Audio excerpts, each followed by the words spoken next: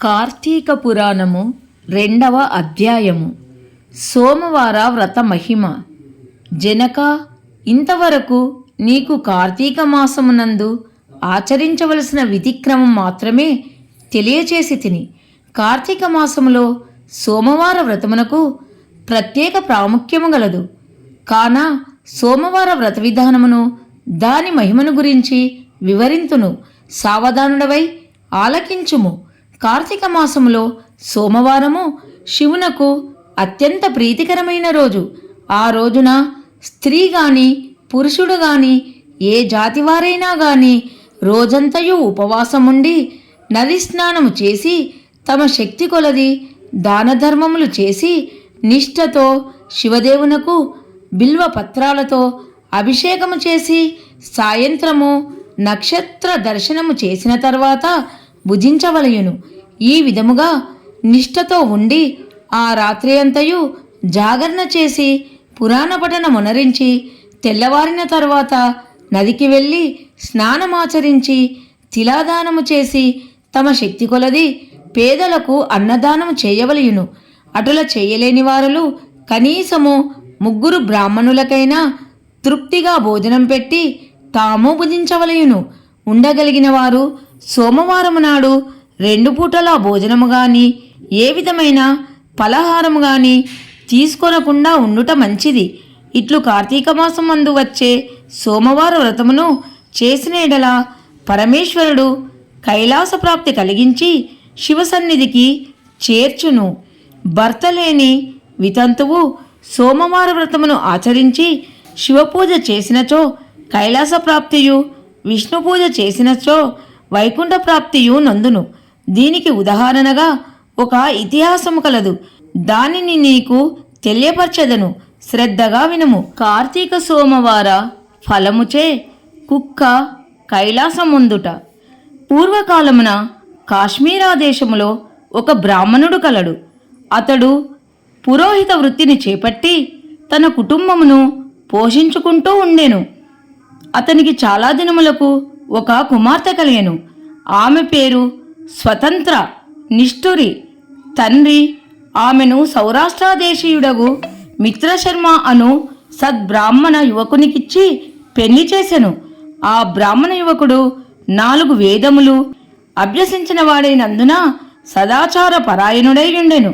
అతడు భూతదయ కలిగినవాడు, నిత్య సత్యవాది, నిరంతరము భగవన్నామస్మరణ చేయువాడును అవుటచే లోకులెల్లరూ అతనిని అపరబ్రహ్మ అని కూడా చెప్పుకొనుచుండేడివారు అవుటచే ఇటువంటి ఉత్తమ పురుషుని భార్యయగు నిష్ఠురి యవ్వన గర్వముతో కన్నోమిన్ను గానక పెద్దలను దూషించుచు, అత్తమామలను భర్తను తిట్టుచు, కొట్టుచు, రంకుచు, పరపురుష సాంగత్యము గలదై వ్యభిచారిణి అయి తన ప్రియులు తెచ్చిన తినుబండారములు, బట్టలు, పువ్వులు ధరించుచు దుష్టురాలై తిరుగుచుండగా వంశమునకు అప్రతిష్ట తెచ్చుచున్నదని అత్తమామలు ఆమెను తమ ఇంటి నుండి విడలగొట్టిరి.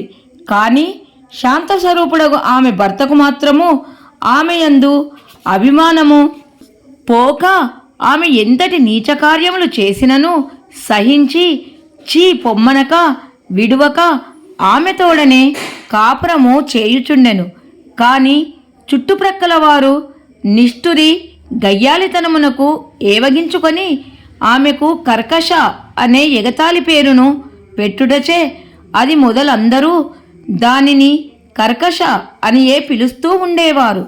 ఇట్లు కొంతకాలము జరిగిన తర్వాత ఆ కర్కశ ఒకనాటి రాత్రి ఏకశయ్యపై తన భర్త గాఢనిద్రలో ఉన్న సమయమును చూచి మెల్లగా లేచి తాళి కట్టిన భర్తయన్న విచక్షణ గాని దయా దాక్షిణ్యాలు గాని లేక ఒక బండరాతిని తెచ్చి అతని తలపై గట్టిగా కొట్టినది.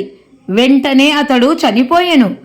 ఆ మృతదేహమును ఎవ్వరి సహాయము అక్కరలేకనే అతి రహస్యంగా దొడ్డదారిన గొనిపోయి ఊరి చివరనున్న పాడునీతిలో పడవేచి పైన చెత్తాచెదారముతో నింపి ఏమీయూ ఎరగని దానివలే ఇంటికి వచ్చెను. ఇక తనకు ఏ ఆటంకములు లేవని ఇంకా విచ్చలవిడిగా సంచరించుచు తన సౌందర్యమును చూసి ఎందరినో క్రీగంటనే వశపరుచుకొని వారల వ్రతమును పాడుచేసి నానాజాతి పురుషులతోడను రమించుచు వర్ణశంకరురాలయ్యెను. అంతియేగాక పడుచు కన్యలను భర్తలతో కాపురము చేయుచున్న పడుచులను తన మాటలతో చేరదీసి వారికి కూడా దుర్బుద్ధులు నేర్పి పాడు చేసి విటులకు తార్చి ధనార్జన కూడా చేయసాగెను. జనకరాజా, యవ్వనము ఎంతకాలం ఉండదు కదా, కాలం ఒక్కరీతిగా నడవదు. క్రమక్రమంగా ఆమెలోని యవ్వనము నశించినది. శరీరమందు మేహవ్రణములు బయలుదేరినవి. ఆ వ్రణముల నుండి చీము, రక్తము, రసికారుట ప్రారంభమయ్యెను. దానికి తోడు శరీరమంతా కుష్ఠువ్యాధి బయలుదేరి దుర్గంధము వెడలుచున్నది. దినదినము శరీర పటుత్వము కృషించి కురూపిణి అయి భయంకర రోగములతో బాధపడుచున్నది. ఆమె యవ్వనములో నుండగా ఎన్నో విధాల తృప్తి కలిగించిన విటులు ఏ ఒక్కరూ ఇప్పుడు ఆమెను తొంగి చూడనైరి. ఆ పరిసర ప్రాంతానికి వెళ్ళినేడలా తమ నెటులైనను పలకరించునని ఆ వీధి ముఖమైనను చూడకుండిరి. కర్కశైటుల నరకబాధలను అనుభవించుచు పురుగులు పడి కొంతకాలమునకు చనిపోయినది. బ్రతికినన్నాళ్ళు ఒక్కనాడైనా పురాణ శ్రవణమైనను చేయని పాపిష్ఠురాలు కదా. చనిపోయిన వెంటనే భయంకరులైన యమభటులు ఆమెను కొనిపోయి ప్రేతరాజగు యముని సన్నిధిలో ఉంచగా యమధర్మరాజు చిత్రగుప్తుల వారిచే ఆమె పాపపుణ్యముల జాబితాను చూపించి, భటులారా, ఈమె పాప చరిరత అంతింత కాదు. వెంటనే ఈమెను తీసుకుని వెళ్ళి ఎర్రగా కాల్చిన ఇనుప స్తంభమునకు కట్టబెట్టుడు అని ఆజ్ఞాపించెను. విటులతో సుఖించినందుకుగాను యమభటులామెను ఎర్రగా కాల్చిన ఇనుప స్తంభమును కౌగలించుకోమని చెప్పిరి. భర్తను బండరాతితో కొట్టి చంపినందుకుగాను ఇనుప గదలతో కొట్టిరి. ప్రతివ్రతలను వ్యభిచారిణులుగా చేసినందుకు సలసల కాగేటి నూనెలో పడవేసిరి. తల్లిదండ్రులకు అత్తమామలకు అపకీర్తి తెచ్చినందుకు ఇనుప కడ్డీలు కాల్చి వాతలు పెట్టిరి.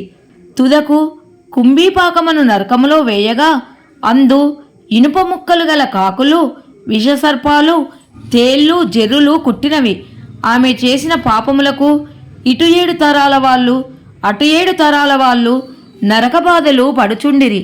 ఈ ప్రకారముగా నరకబాధలను అనుభవించి కడకు కళింగ దేశమున కుక్క జన్మమెత్తి ఆకలి బాధ పడలేక ఇల్లిల్లు తిరుగుచుండగా కర్రలతో కొట్టువారు కొట్టుచూ తిట్టువారు తిట్టుచూ తరుమువారు తరుముచూ ఉండిరి.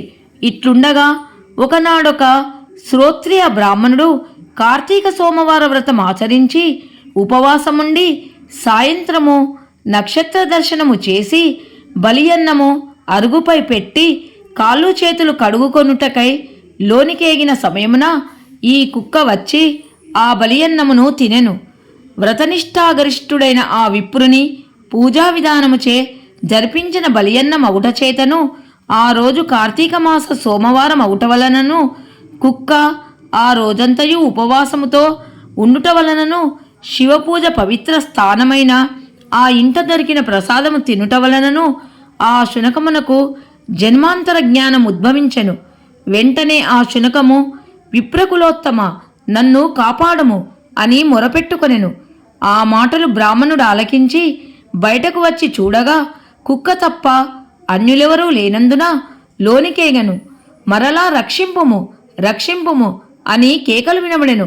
మరలా విప్రుడు బయటకు వచ్చి, ఎవరు నీవు, నీ వృత్తాంతమేమి అని ప్రశ్నించగా అంత నా కుక్క, మహానుభావ, ఈ పుట్టుకకు వెనుక 15 జన్మల ముందు విప్ర కులాంగనను నేను వ్యభిచారినై అగ్నిసాక్షిగా పెళ్లాడిన భర్తను చంపి వృద్ధాప్యములో కుష్ఠురాలనై తనువు చాలించిన తరువాత యమదూతల వలన మహా నరకబాధలు అనుభవించి నా పూర్వీకుల పుణ్యఫలం వల్ల ఈ జన్మలో కుక్కనైతిని. ఈరోజు మీరు కార్తీక సోమవార వ్రతము చేసి ఇచ్చట ఉంచిన బలియన్నమును తినుట వలన నాకీ జ్ఞానోదయము కలిగినది. కావున ఓ విప్రోత్తమ, నాకు మహోపకారంగా మీరు చేసిన కార్తీక సోమవార వ్రతఫలమొకటి ఇచ్చి నాకు మోక్షం కలిగించుమని ప్రార్థించుచున్నాను అని వేడుకొనగా, కార్తీక సోమవార వ్రతములో చాలా మహత్యమున్నదని గ్రహించి ఆ బ్రాహ్మణుడు ఒక సోమవారం నాటి ఫలమును ఆమెకు దారబోయగా, వెంటనే ఒక పుష్పక విమానము అక్కడకు వచ్చెను. ఆమె అందరికీ వందనము చేసి అక్కడి వారందరూ చూచుచుండగానే ఆ విమానమెక్కి శివ సాన్నిధ్యమునకు ఏగెను. వింటివా జనక మహారాజా? కావున నీవును ఈ కార్తీక సోమవార వ్రతం ఆచరించి శివ సాన్నిధ్యమును పొందుమని వశిష్ఠుల వారు హితబోధ చేసి ఇంకనూ ఇట్లు చెప్పదొడంగిరి. ద్వితీయాధ్యాయము 2వ రోజు పారాయణము సమాప్తము. వీడియో నచ్చితే లైక్ చేయండి. అందరికీ ధన్యవాదములు.